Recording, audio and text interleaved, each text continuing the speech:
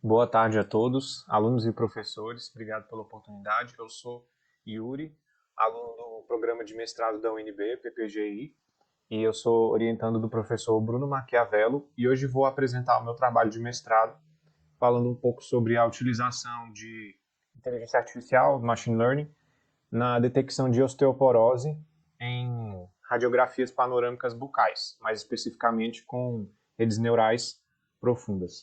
A primeira coisa que a gente se pergunta é, a partir de uma imagem como essa aqui, né, de uma imagem bucal, essa imagem que é uma radiografia panorâmica, para quem não conhece, é um exame de rotina, né? E a partir de uma imagem como essa, o que podemos dizer sobre esse paciente? Ele está saudável? Está doente? A proposta do meu trabalho é a gente conseguir analisar uma imagem como essa e predizer se a pessoa tem sinais ou não de osteoporose.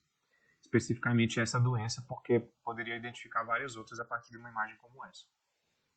A osteoporose a gente fala que é uma doença silenciosa. A definição dos institutos, né, de saúde dos Estados Unidos diz que é uma doença sistêmica óssea caracterizada pela perda de massa óssea e uma certa deterioração da microestrutura dos tecidos ósseos, que vai levar a pessoa a ter sérios riscos de tanto de fragilidade óssea como, por fim, uma fratura óssea. E por isso ela é muito perigosa, né? Fala que é uma doença silenciosa porque não se detecta os seus sintomas antes que aconteça um trauma. É muito difícil detectá-la antes que aconteça o pior, né? E para a gente detectar isso, o que vamos precisar fazer? Utilizar todo esse conhecimento humano e colocar os computadores a serviço desse conhecimento para detectar a partir desse conhecimento.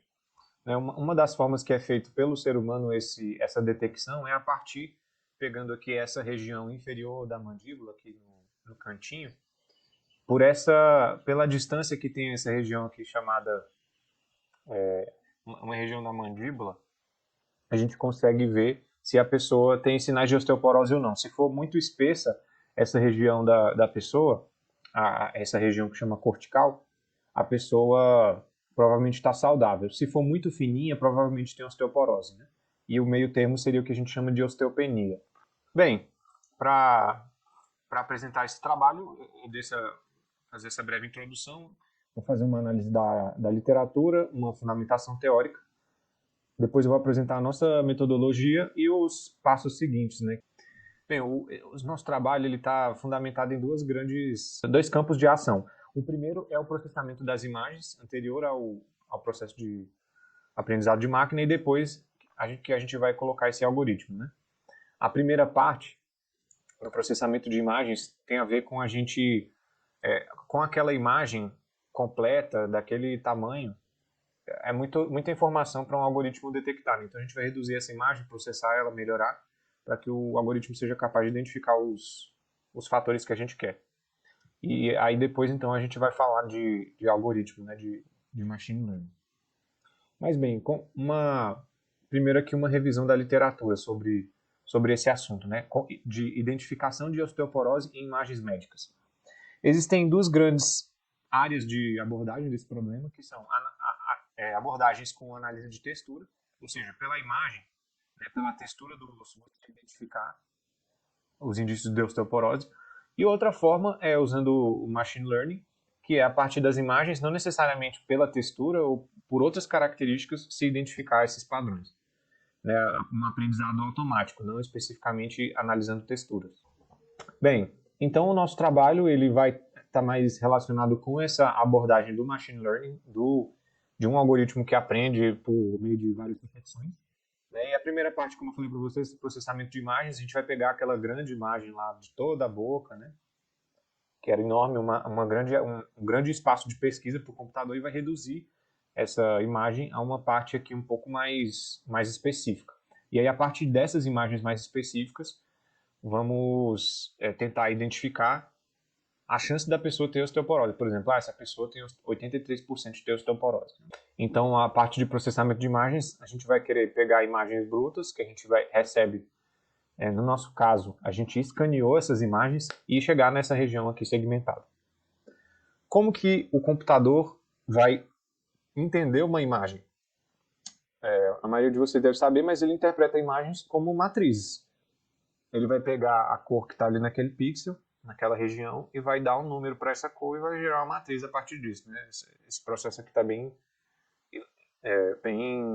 exemplificado por essa sequência de imagens aqui. E aí, então, com essa matriz, a gente vai fazer todo o processo de processamento da imagem e identificação desses fatores que a gente comentou, né? Então, a gente vai precisar de uma série de operações dentro da imagem para torná-la utilizável por um algoritmo de machine learning, né? Como filtragem espacial, ou seja, pela posição dos pixels, filtros laplacianos, histogramas, binarização. E aí aqui na binarização tem esse método de Otto, que acha o melhor limiar de binarização. Eu não vou entrar em detalhes aqui porque a gente não tem esse tempo, mas tudo isso aqui está dentro desse escopo da processamento de imagens, né? E partindo então para a parte do machine learning, já com as imagens processadas, a gente vai fazer todo um processo de treinamento de uma rede, de um algoritmo, que no nosso caso é uma CNN, uma rede neural convolucional, para depois de treinada essa rede ser testada com imagens que ela nunca viu. Então, normalmente o que se tem é daquele conjunto de imagens completo que a gente obtém de alguma fonte, né? No nosso caso, por exemplo, foi do Departamento de Saúde, da Faculdade de Saúde, da UNB, a gente vai ter que dividir esse conjunto de imagens em treinamento e teste. E aí o treinamento a gente faz com imagens lá conhecidas, reitera várias vezes o algoritmo, e o teste faz com as imagens novas que a rede nunca viu no treinamento, para dizer se, quando chegar uma imagem nova, ele vai saber o que é, se é osteoporose ou se é saudável. Né? Normalmente é assim que funciona, então, o processo de aprendizado. E aí, à medida que você vai fazendo vários testes, vários experimentos, né, você vai ajustando a rede, vai mexendo nos parâmetros dela para conseguir classificar melhor os seus dados. Para fazer isso, ela utiliza uma série também de artifícios, né? O pooling, que é uma forma de reduzir a quantidade dos dados por congelamento, né? Camada de ativação para ajustar os valores, né? Impedir valores negativos, dropout, softmax, aí tem também taxa de aprendizado, né? De um experimento para o outro. Data augmentation, que é aumentar a quantidade de dados que você tem, girando a imagem, invertendo ela. São artifícios, né, que você tem para fazer isso. Enfim, eu não vou conseguir explicar todos esses fatores aqui, mas tudo isso vai influenciar bastante na rede, né? Que aí mexer nisso aí é o que a gente chama de fine tuning. A gente vai estar fazendo os ajustes finos dentro da nossa rede. Bom, a nossa metodologia proposta, então, está girando em torno de redes neurais convolucionais. A gente vai, então, pegar aquele conjunto de dados, dividir esse conjunto de treinamento e teste. A gente tem 325 imagens. Então, dessas 325, a gente separa uma parte maior para o treinamento, normalmente. A porcentagem de divisão varia de estudo para estudo, né? Mas o que a gente fez são 200 imagens para o treinamento, 100 para o teste, e 25 para validação, que é o seguinte: quando você vai fazer os treinamentos, para você saber se o resultado está indo na direção que você quer, você normalmente vai jogando imagens novas ali no meio, que é como se fosse um teste durante o treinamento. Para isso que serve mais ou menos. Então é como se fosse uma forma de eu não descobrir se a rede é boa ou não só no final. Enquanto eu estou treinando, já tenho uma ideia. De forma assim, bem simplória, né? Para explicar. Mas, bem, a estrutura da rede neural convolucional vai ser normalmente assim. Vai ter a imagem original lá. Você, com essa imagem original, você vai percorrendo ela com vários filtros convolucionais aqui de início, né, que vão ter um certo tamanho, vão ter uma certa quantidade de camadas. Aqui o tamanho dos filtros está sendo representado pelo tamanho dessa chapa aqui, digamos assim, e a quantidade de filtros pela espessura, né, da estrutura aqui.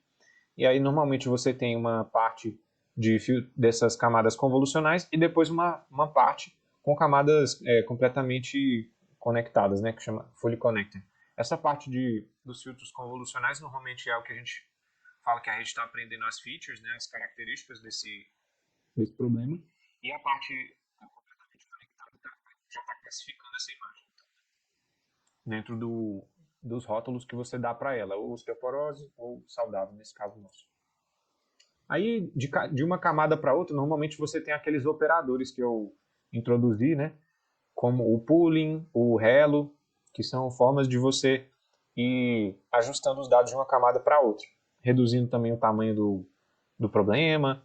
Isso tudo serve para você gerenciar os dados que estão transitando nesse fluxo de dados aqui, né? Então, como input da rede, a gente vai ter aquelas imagens já segmentadas, e o output dela vai ser um vetor dizendo se tem osteoporose ou não, né? Alguns resultados preliminares. A gente já está na fase final do projeto, né? A gente já fez vários experimentos com essa estrutura, e eu vou comentar um pouco dos resultados. Bem, na fase de treinamento, a gente consegue uma porcentagem boa de acurácia, de acertos, né? Mas na fase de testes, com imagens novas, a gente não está conseguindo ainda bons resultados. O máximo que a gente foi conseguir foi em torno dos 67%, o que, enfim, é melhor que jogar uma moeda, né? Mas ainda não é suficientemente bom, né, para você publicar numa conferência científica, de fato, internacional, porque os resultados são muito maiores do que isso para essas redes, né? O que a gente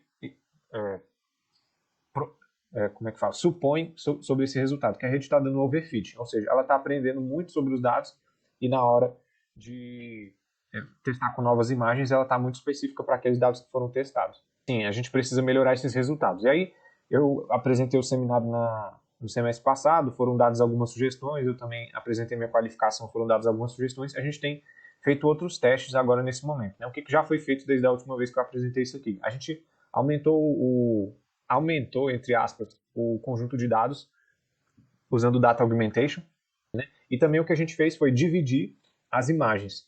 A gente tinha aquela imagem da boca inteira, só que como a gente quer uma regiãozinha pequena aqui para analisar, a gente dividiu a imagem no meio e testou com elas separadas, né? Outra coisa que a gente fez também foi melhorar a segmentação da imagem para conseguir melhores resultados. Outra coisa que a gente fez, testando ainda, é testar essas redes neurais não só com as imagens, mas também com as features dessas imagens, ou seja, usando um MATLAB, alguma coisa da vida, extrair características de wavelet, características espaciais, né, tudo estatísticas, para a gente ter um vetor ali de características daquela imagem e fazer o aprendizado com essas características, que pode ser interessante também. Eu vou comentar todos esses resultados.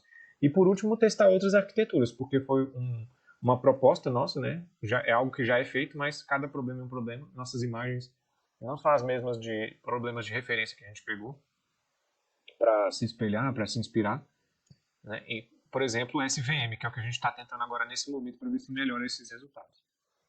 Então, o que a gente ainda precisa fazer? Melhorar o ajuste fino de parâmetros, testar outras ainda arquiteturas, caso a SVM não dê certo, que é o que a gente está tentando agora, ou até métodos de ensemble, né? Que vão usar várias arquiteturas em uma proposta só para conseguir melhores resultados. Bem, como referência desse trabalho, eu dou aqui esse artigo, que é usando detecção. É o mesmo problema com radiografias panorâmicas, só que normalmente, para você fazer para você resolver um problema com redes neurais convolucionais, você precisaria de um conjunto de dados bem maior do que o nosso. Temos 325 imagens de detecção.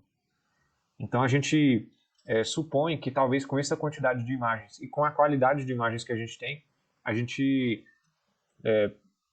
está chegando numa acurácia limite aí disso, né? O que a gente vai tentar fazer também, que eu até nem comentei aqui, o que pode ser feito, é testar os algoritmos que a gente viu de referência nas nossas imagens, para saber se é uma limitação das imagens ou se é do próprio algoritmo, né?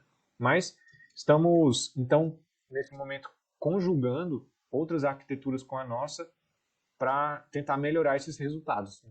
E no final a gente espera obter um algoritmo que resolva esse problema da osteoporose, ou que pelo menos dê indícios, né, de quando uma pessoa tem osteoporose para que ela possa fazer um exame posterior que seja mais específico, né, que é justamente o maior objetivo do